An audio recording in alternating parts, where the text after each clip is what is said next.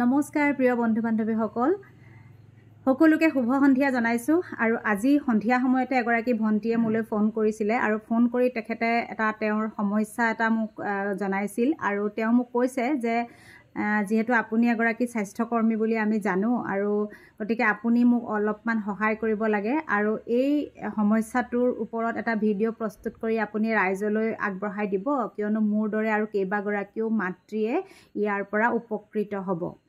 গতিকে বন্ধু বান্ধৱীসকল মই আপোনালোকলৈ এটা অনুৰোধ কৰিম যে মই ইমান অভিজ্ঞ এগৰাকী স্বাস্থ্যকৰ্মী নহয়।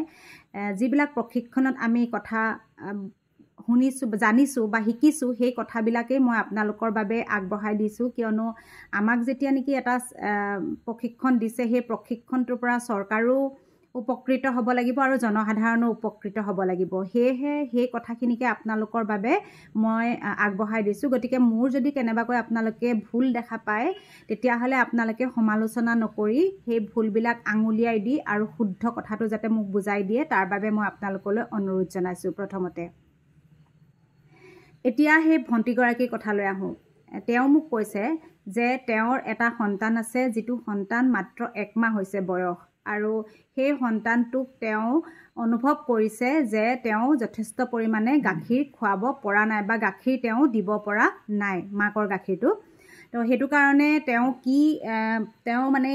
কি ব্যৱস্থা হাতত ল'লে তেওঁ সন্তানটোৰ বাবে গাখীৰ বেছিকৈ খুৱাব পাৰিব তাৰ কাৰণে তেওঁ মোক এটা ভিডিঅ' প্ৰস্তুত কৰিব কৈছে। এতিয়া কথা হ'ল কি যে এগৰাকী মাতৃয়ে যেতিয়া এটা সন্তান জন্ম দিব আৰু সেই মাতৃগৰাকীৰ বুকুত ভগৱান প্ৰদত্ত অলপ অমৃত সেই শিশু খাদ্য মাতৃদুগ্ধ যথেষ্ট পৰিমাণে উৎপাদন হ'ব যদিহে তেওঁ কেইটামান নিয়ম পালন কৰে। প্ৰথম নিয়মটো হ'ল যে মাতৃগৰাকীয়ে যেতিয়া সন্তানক গাখীৰ দিব তেতিয়া তেওঁ সেই দিনকেইটাত 4 বাৰতকৈ বেছি পেট পূৰাই আহাৰ খাব লাগিব। আগতে যিমান খাইছিল তাতকৈ অলপ বেছিকৈ আহাৰ খাব লাগিব, তেতিয়াহে সন্তানটোক গাখীৰ দিব পাৰিব। দ্বিতীয়তে মাতৃগৰাকীয়ে পালন কৰিব লগা আন এটা নিয়ম হ'ল যে মাতৃগৰাকীয়ে কোনো ধৰণৰ উৎকণ্ঠা নাইবা যদি অন্যমনস্ক হৈ পেলাই মাতৃগৰাকীয়ে যদি গাখীৰ খুৱায় তেতিয়াহ'লে সেই মাতৃগৰাকীয়ে কিন্তু সন্তানক যথেষ্ট পৰিমাণে গাখীৰ কেতিয়াও দিব নোৱাৰে বা উৎপাদন তেওঁ কৰিব নোৱাৰে।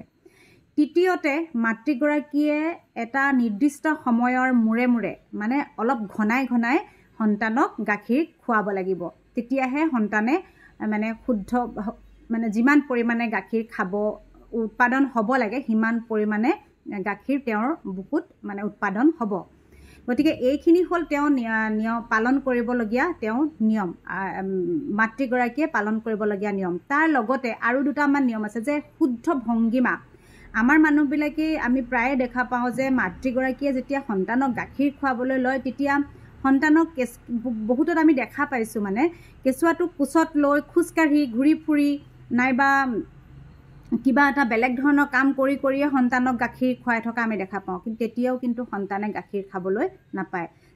আপুনি যদি মনটোৱে আপুনি যদি সন্তানটোক গাখীৰ খুৱাইছোঁ বুলি নাভাবে তেতিয়াহ'লে কিন্তু আপোনাৰ সন্তানে কেতিয়াও গাখীৰ খাবলৈ নাপায়। যিমান পৰিমাণৰ দৰকাৰ হয় কেতিয়াও সেইটো উৎপাদন নহয়। প্ৰথম সেইকেইটা নীতি নিয়ম কিন্তু মাতৃগৰাকীয়ে পালন কৰিব লাগিব। দ্বিতীয়তে যদি আপুনি ভাবিছে যে আপোনাৰ যথেষ্ট পৰিমাণে গাখীৰ উৎপাদন হোৱা নাই তেতিয়াহ'লে ইয়াৰ প্ৰতিকাৰৰ কিছুমান উপায় আছে। সেই উপায়বিলাকত আপুনি মন কৰিব লাগিব যে সন্তানটিয়ে কিমান বাৰ প্ৰস্ৰাৱ কৰিছে। যদি গৰম দিন হয় তেতিয়াহ'লে 5, 6, 7 বাৰতকৈ দিনে সি প্ৰস্ৰাৱ কৰিব, তেতিয়া আপুনি গম পাব যে সি আপোনাৰ সঠিক মাত্ৰাতে গাখীৰ খাবলৈ পাইছে।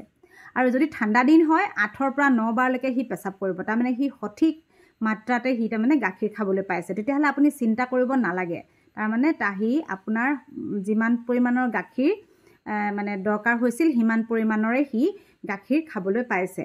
দ্বিতীয়তে আপুনি আৰু এটা চাব লাগিব যে আপুনি আপোনাৰ সন্তানটোৰ বয়স অনুপাতে ওজন বাঢ়িছেনে, আৰু যদি ওজন বঢ়া নাই তেতিয়াহ'লে আপুনি জানিব যে আপোনাৰ সন্তানটিয়ে সঠিক পৰিমাণে মাতৃদুগ্ধটো পোৱা নাই। আপুনি এতিয়া কেনেকৈ জানিব যে বয়স অনুপাতে আপোনাৰ সন্তানটোৰ বৃদ্ধি হৈছে নে নাই?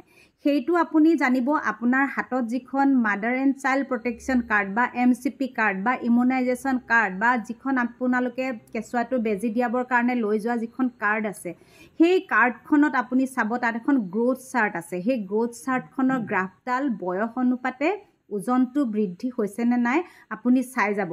তেতিয়া আপুনি গম পাব যদি তাৰ ওজনটো বঢ়া নাই তেতিয়াহ'লে আপুনি আপোনাৰ সন্তানটিয়ে আপোনাৰ মানে ভালকৈ মাতৃদুগ্ধ পোৱা নাই।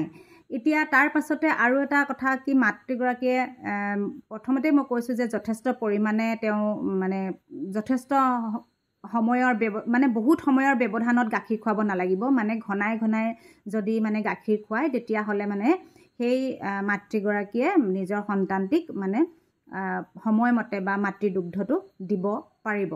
তো এনেকুৱা ধৰণৰ কিছুমান নীতি নিয়ম পালন কৰি আপোনালোকে যদি চায়, যদি আপুনি ভাবি আছে যে মোৰ সন্তানটিয়ে যিমান পৰিমাণৰ গাখীৰ খাবলৈ বিচাৰিছে সিমান পৰিমাণৰ গাখীৰ দিবলৈ মই পৰা নাই, তেতিয়াহ'লে আপুনি এই নীতি নিয়মকেইটা পালন কৰি প্ৰথমতে চাওক। তাৰ পাছতো যদি আপোনালোকে ভাবে যে মই গোটেইখিনি কৰাৰ পাছতো মই সন্তানটিক গাখীৰ দিব পৰা নাই বা এতিয়াও সন্তানটোৱে দিনে মাত্ৰ 3 বাৰহে প্ৰস্ৰাৱ কৰিছে বা গ্ৰ'থ চাৰ্টখনৰ মতে যিমানখিনি ওজন বাঢ়িব লাগিছিল সিমানখিনি ওজন বঢ়া নাই, তেতিয়াহ'লে আপুনি ডাক্তৰৰ পৰামৰ্শ ল'ব পাৰে। কিন্তু এটা কথা আপোনালোকে ঠিক জানিব যে এগৰাকী মাতৃৰ বাবে তেওঁৰ সন্তানক যিমান পৰিমাণৰ আহাৰ প্ৰয়োজন হয় সেয়া কিন্তু মাতৃগৰাকীৰ বাবে ভগৱান প্ৰদত্ত এটা শিশু খাদ্য হয়। তাক ভগৱানে সেইটো মজুত কৰি ৰাখেই। গতিকে এই নীতি নিয়মখিনি আপোনালোকে এবাৰমান পালন কৰি চাওক। পালন কৰি চোৱাৰ পাছত যদি আপোনালোকে ভাবে তেতিয়াহ'লে ডাক্তৰৰ পৰামৰ্শ ল'ব পাৰিব। ধন্যবাদ।